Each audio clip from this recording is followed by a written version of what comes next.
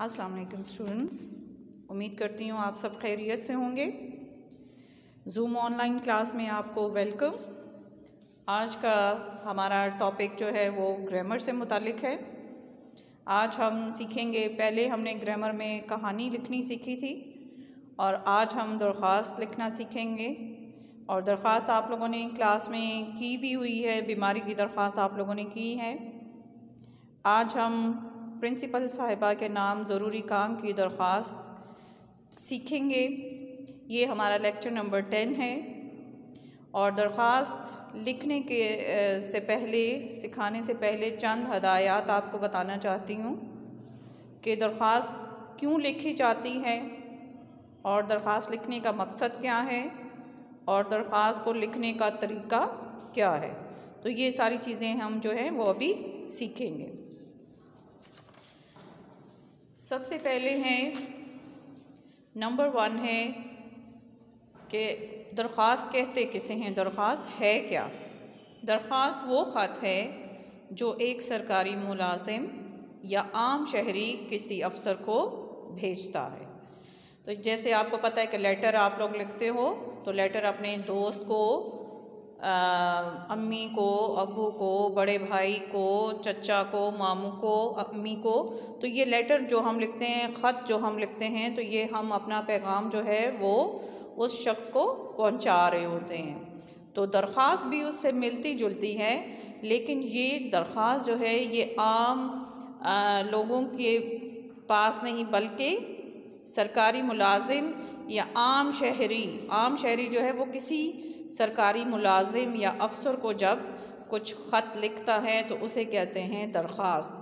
तो दरख्वास्त के लिखने का तरीका और ख़त के लिखने का तरीका जो है वो डिफरेंट है।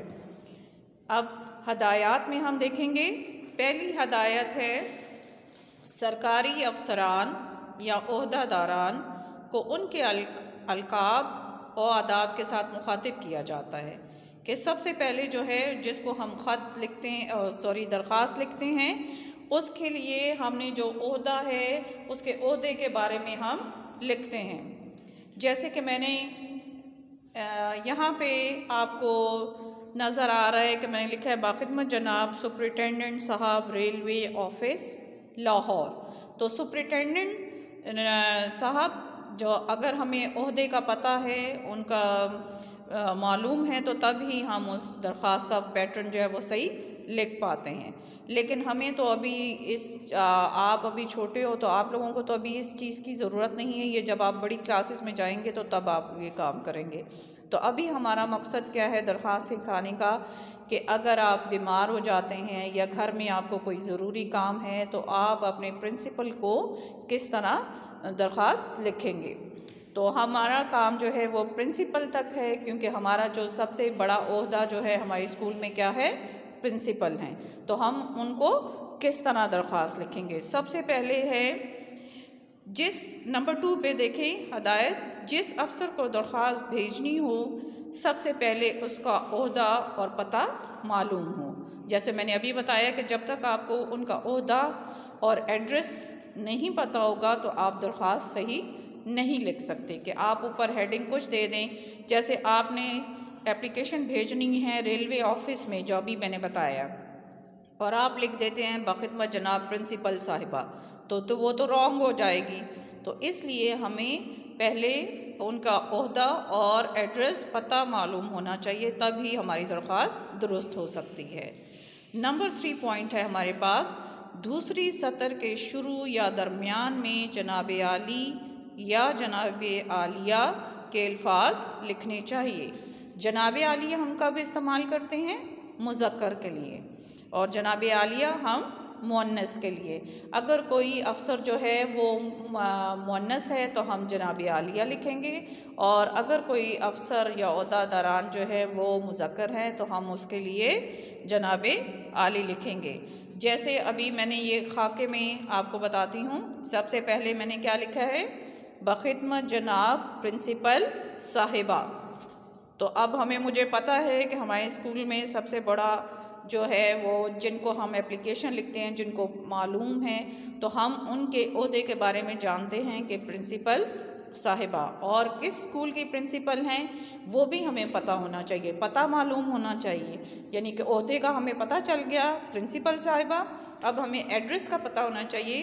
तो फिर नीचे हमने क्या लिखा है, पेशावर मॉडल स्कूल। तो हम किस स्कूल की प्रिंसिपल को लिख रहे हैं एप्लीकेशन, पेशावर मॉडल स्कूल। और ये स्कूल जो है, अब इसका एड्रेस उसका ये कहाँ पे वाक़या है स्कूल, तो पेशावर मॉडल कहाँ पे वाक़या है, वर्सक रोड पेशावर। तो अब हमें मालूम है कि वर्सक रोड, अब पेशावर मॉडल दलाज़ाक रोड पे भी हैं, रिंग रोड पे भी हैं। तो जो इस प्रिंसिपल को हम लिखेंगे वहाँ का एड्रेस भी हम ज़रूर मेंशन करेंगे ताकि वो एप्लीकेशन सही जगह पर पहुँच सके। फिर हमने अभी जो लिखा, मैंने बताया आपको कि अगर मेल और फीमेल, मुज़क्कर और मुअन्नस अगर अफसर हैं तो हम उनको, जैसे हमारी प्रिंसिपल जो हैं वो लेडी हैं, तो हमने क्या लिखा है, जनाबे आलिया। तो जनाबे आलिया से हमने उनको मुखातिब किया। अब है तीसरी सतर, नंबर 3 पॉइंट पे आ जाएं। तीसरी सतर में गुजारिश या इल्तमास जैसे अल्फाज लिखकर साथ ही अपना मकसद लिखना शुरू कर दिया जाए।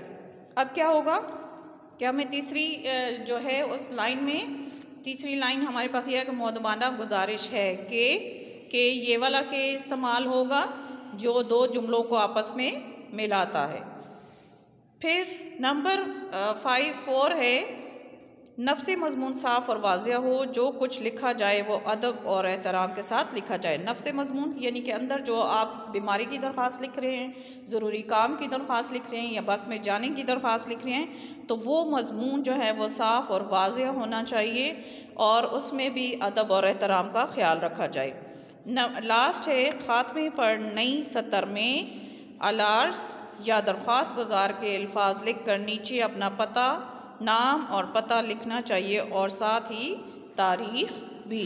आप जैसे आपको यहाँ पे पैटर्न में नज़र आ रहा है, अलार्स लिखा लास्ट में और उसके साथ ही हमने लिखा आपका फरमाबरदार शागिर्द, नाम, जुमात कौन सी हैं और मोरखा यानी आज की डेट, जिस डेट पे हम एप्लीकेशन लिख रहे हैं वो तारीख़ लिखेंगे। अब हम जल्दी से ज़रा ज़रूरी काम की दरख्वास्त को देख लेते हैं कि ज़रूरी काम की दरख्वास्त के लिए हमें सबसे पहले क्या करना है। कॉपी पे हम कैसे करेंगे, प्रिंसिपल साहिबा के नाम ज़रूरी काम की वजह से छुट्टी की दरख्वास्त, ये हमारा क्वेश्चन होगा। और वहाँ से हमने 1 फिंगर गैप देकर हम लिखेंगे बाखिदमत जनाब प्रिंसिपल साहिबा। और प्रिंसिपल और साहिबा के दरमियान में ही जो मैंने लाइंस लगाई हैं, इसी तरह बिल्कुल प्रिंसिपल और साहिबा के नीचे ही हमारे पास आएगा स्कूल का पता आ जाएगा, पेशावर मॉडल स्कूल, और नीचे हमारा एड्रेस के कहाँ पे है Peshawar model school, Warsak road Peshawar. फिर उसी के नीचे जहाँ पे हमने बाखिदमत लिखा है, बाखिदमत के नीचे ही बिल्कुल स्ट्रेट नीचे 3rd लाइन पे हम आ जाएंगे, वहाँ लिखेंगे हम जनाबे आलिया। फिर हैं जनाब आलिया के नीचे बिल्कुल यहाँ से हम शुरू करेंगे, इज़्ज़त और एहतराम के साथ मौदबाना गुजारिश है के कौन सा है, 2 जुमलों को जोड़ने वाला। मैं आपके स्कूल में जुमात चहारम डैश लगाया हुआ है, तो आप जिस सेक्शन में हैं उस सेक्शन को आप मेंशन करेंगे। चहारम DABCD में से जो जिस सेक्शन में भी आप हैं उसमें आप इसको लिखेंगे का तालिब इल्म हूँ। मैं स्कूल में 4 साल से तालीम हासिल कर रहा हूँ, आप 2 साल से कर रहे हैं, 3 साल से कर रहे हैं, तो आप मेंशन करें कि मैं कब से इधर तालीम हासिल कर रहा हूँ। कल हमारे घर में ख़त्मुल कुरान है, कल हमारे घर में क्या है, ख़त्मुल कुरान है और मैंने घर वालों के साथ मिलकर तैयारियाँ करनी हैं। अब हमारा ये नफ्स मज़मून जो हमने पॉइंट यहाँ पे पढ़ा था, नफ्स मज़मून, तो ये हमारा नफ्स मज़मून है। और नफ्स मज़मून में भी हमने इज़्ज़त और एहतराम का दामन नहीं छोड़ा, वहाँ पे भी हम यही बता रहे हैं कि कल हमारे घर में ख़त्मुल कुरान है और मैंने घर वालों के साथ मिलकर तैयारियाँ करनी हैं।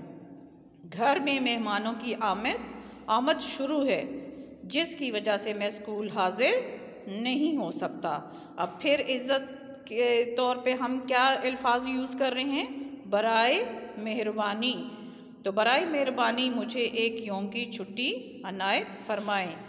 और उसी के नीचे थोड़ा गैप देकर हम लिखेंगे ऐन नवाजिश होगी, और जहाँ पे ऐन नवाजिश होगी ख़त्म होगा उसी के नीचे से हम शुरू करेंगे आलारस, आपका फरमाबरदार शागिर्द, फिर अपना नाम लिखेंगे, फिर जुमात और फिर डेट डालेंगे। उम्मीद करती हूँ बेटा आप लोगों को आज के ये लेसन की समझ आ गई होगी। नेक्स्ट लेक्चर तक के लिए अल्लाह हाफ़िज़।